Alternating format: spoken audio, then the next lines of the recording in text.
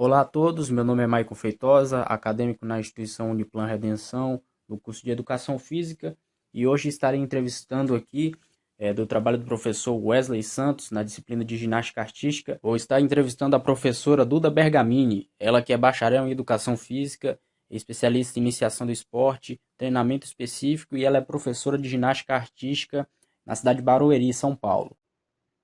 Bom, professora Duda, vamos dar início aqui à nossa entrevista. E a primeira pergunta é o seguinte: como motivar novos talentos na ginástica artística? A gente sabe que a situação é difícil, né, do país, complicada, até mesmo no envolver da ginástica artística, porque não é uma modalidade das mais populares no Brasil, né?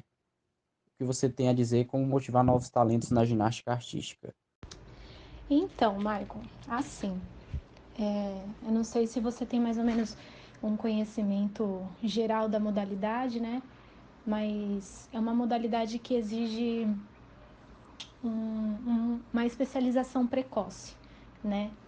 Então, as crianças começam muito cedo na modalidade para poder atingir os objetivos, né? Com uma certa idade, elas precisam atingir esse objetivo, isso no treinamento, tá? Isso no alto rendimento. E essa questão de motivar novos talentos dentro da modalidade, ela é bem complicada para o alto rendimento, porque por ser uma modalidade de especialização precoce, as crianças acabam deixando de ser crianças e já começando a ser atletas muito cedo, né? Então não é impossível de motivar, né? Tem que saber dosar o treinamento delas, mas assim, tem muitas regras, tem muitos comportamentos que elas precisam ter dentro do ginásio. Então, a motivação mesmo é o ambiente de trabalho, é o ambiente de treino, são as amigas, o treinador. O treinador não pode ser muito rígido, mas ele também não pode ser, assim, entre aspas, mole demais, entendeu? Precisa ter um equilíbrio aí entre o rígido e o mole, né? Porque senão elas não acabam não se interessando por ficar no treinamento, por ser pesada, a carga de treino é pesada, é alta a carga de treino. E dentro do treinamento é assim. Agora, dentro da escolinha, motivar as crianças a continuarem a fazer a aula é o brincar, o aprender brincando, né? Claro, a gente preza muito pela segurança das crianças, preza bastante para o aprendizado, é uma modalidade bem complexa, mas assim, a gente gosta de ensinar brincando, né? Para que o ambiente fique um ambiente gostoso. E claro, né? O professor tem que estar incentivando a prática, os colegas também. Então, é tudo questão de ambiente, entendeu? Ok, professora, muito bem. Seu posicionamento aí é bem complicado, né? Lidar com crianças e adolescentes nessa faixa etária aí, né? E tem toda uma disciplina, uma organização. Então, vamos dar seguimento à nossa entrevista. Professora Duda, como fazer com que a ginástica artística venha a crescer em regiões que a modalidade é pouco conhecida, né? As regiões norte, principalmente modalidade de ginástica artística não tem sua determinada relevância. Como fazer para isso melhorar?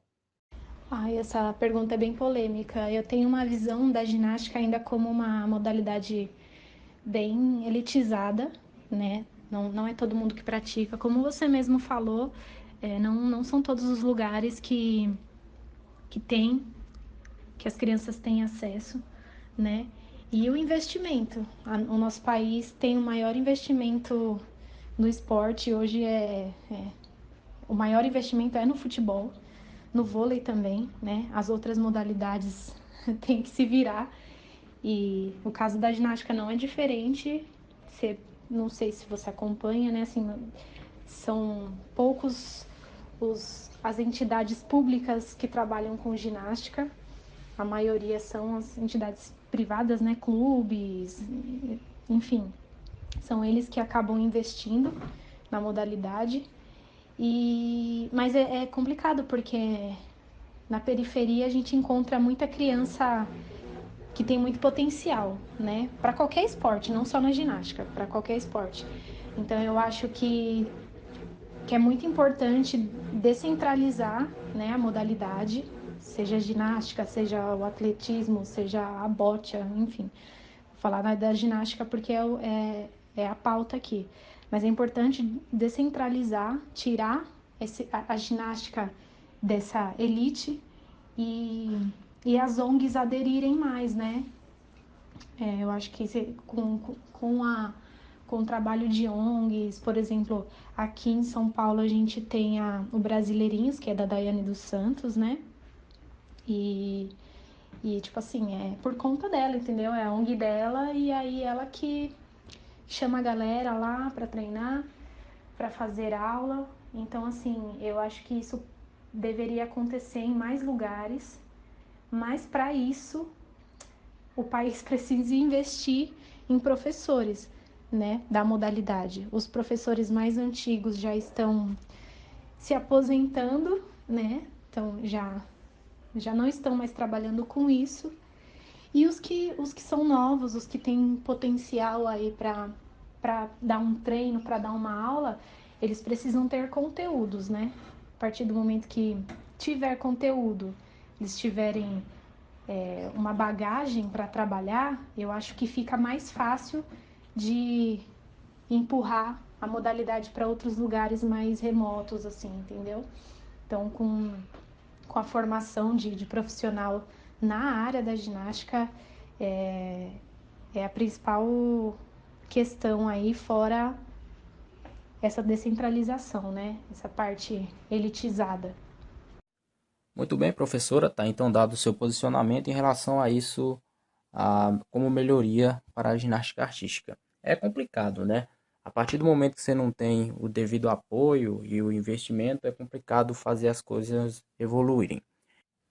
Então, vamos para a nossa terceira pergunta. Professora Duda, na aula de educação física, nas escolas, na sua visão, você acha que alguns professores que ficam na mesmice, né, com o famoso quarteto, né, que é basquete, voleibol, handebol, futsal, esses professores têm culpa ao não incentivar outras modalidades, como a ginástica artística? De jeito nenhum, Michael. Não, eles não têm culpa.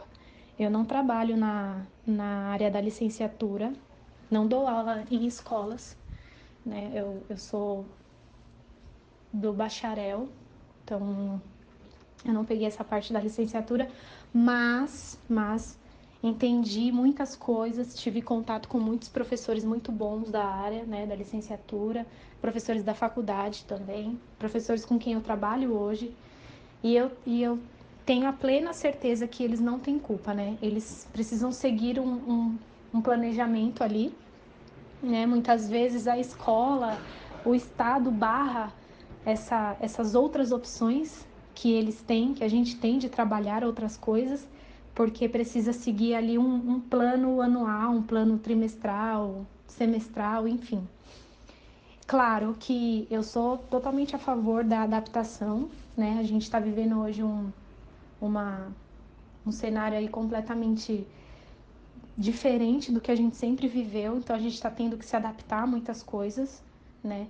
Então, dentro da escola, eu acredito que dá para você trazer algumas coisas. Você não precisa ter um semestre, um bimestre exclusivo de ginástica, um bimestre exclusivo de atletismo, um bimestre exclusivo. Não, não precisa. Afinal, né, a gente sabe desse planejamento todo que os professores têm que seguir na rede pública, privada, enfim. Mas, mas dá para adaptar bastante coisa. É questão também do profissional querer, né, inovar. Claro, não tem culpa, tô falando que não tem culpa, mas dá pra se esforçar, entendeu? Dá pra procurar, correr atrás e passar uma aula diferente, uma aula legal. Às vezes é nessa diferenciada, num dia de aula diferenciado, que você pega um aluno ali e vê que ele tem potencial para aquilo ali, entendeu? E não é só em clube, em lugares de treinamento que a gente encontra talento, né? Dentro da escola também dá para achar talento.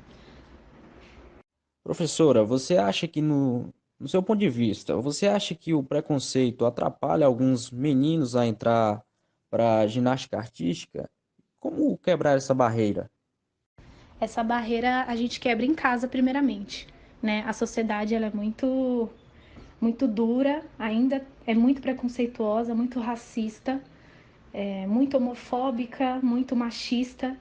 Só que a gente começa a aprender algumas coisas dentro de casa, né? O convívio lá fora influencia muita coisa, mas dentro de casa é a principal escola, né? E, e eu acho que sim, os meninos sofrem muito com isso, né? É um, geralmente a ginástica artística é vista como um esporte feminino. Hoje em dia nem tanto mais, mas assim, por causa de algumas ideologias ainda tem bastante preconceito, sim.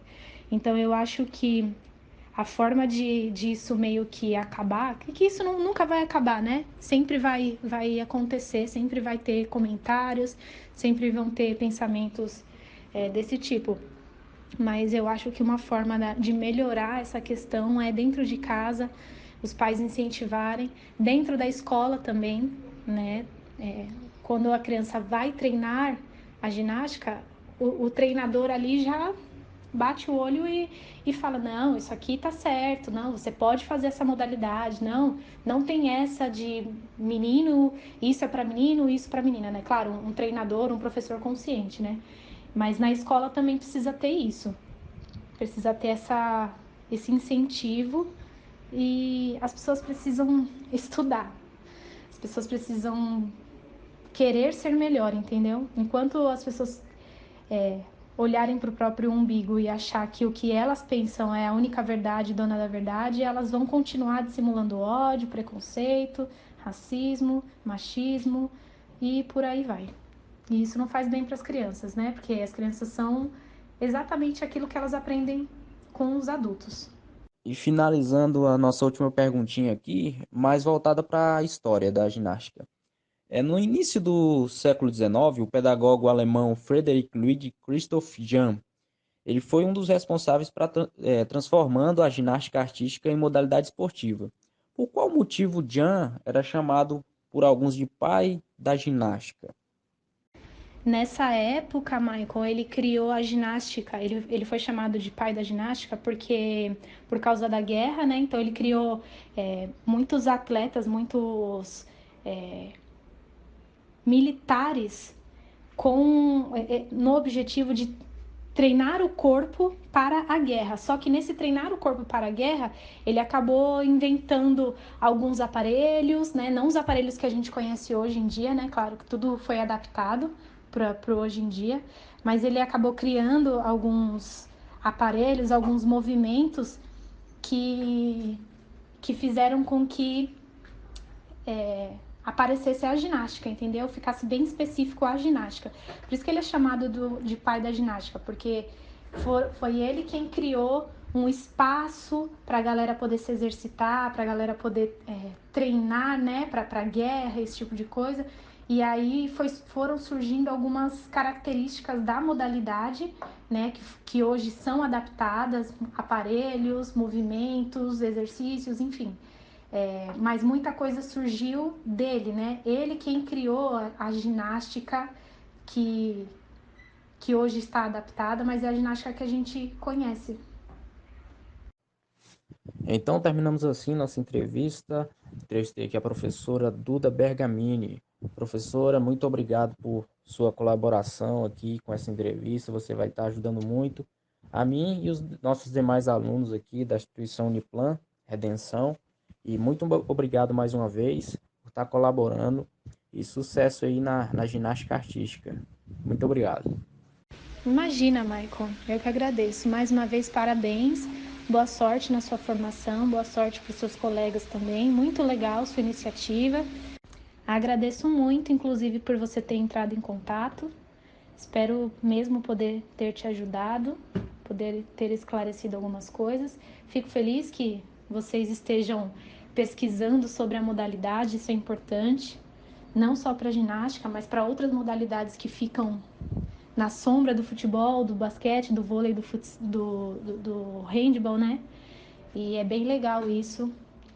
E espero que você conheça bastante gente aí que fale bem da modalidade, que é uma modalidade incrível. Eu indico super todo mundo trabalhar um dia com uma modalidade que aflora uma aprendizagem motora que, assim, é incrível, é incrível.